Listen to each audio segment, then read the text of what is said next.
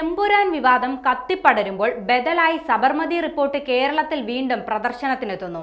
സംഘപരിവാർ അനുകൂല സംഘടനയാണ് കേരളത്തിൽ വീണ്ടും റിലീസിന് മുൻകൈയെടുക്കുന്നത്. സബർമതി റിപ്പോർട്ട് സിനിമയുടെ ആദ്യ ഷോ തിങ്കളാഴ്ച തിരുവനന്തപുരത്ത് നടക്കും. മറ്റിടങ്ങളിലും പ്രദർശനത്തിന് ശ്രമം നടക്കുന്നുണ്ട്. ഗോത്ര കലാപം ആസ്പദമാക്കിയുള്ളതാണ് സിനിമ.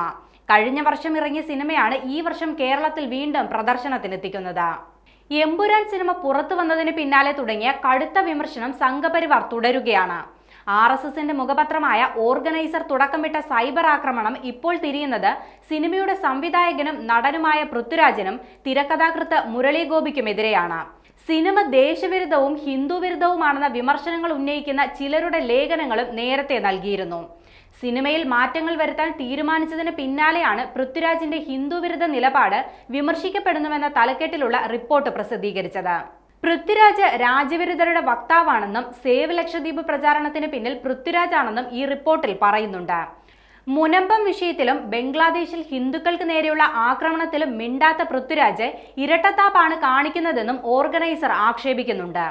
സംഘപരിവാർ അനുകൂല നിലപാട് സ്ഥിരമായി കൈക്കൊള്ളുന്ന ഒരു വ്യക്തിയുടെ പേരിൽ പ്രസിദ്ധീകരിച്ച ലേഖനത്തിലാണ് സിനിമ ക്രിസ്തുമതത്തിനും എതിരാണെന്ന വിമർശനം ഉയർത്തുന്നത്. സിനിമയിലെ സംഭാഷണങ്ങളിലും സീനുകൾ ചിത്രീകരിച്ച സ്ഥലങ്ങളുടെ തിരഞ്ഞെടുപ്പിൽ പോലും ദുരൂഹതയുണ്ടെന്നും ഇതിൽ ആരോപിക്കുന്നുണ്ട്.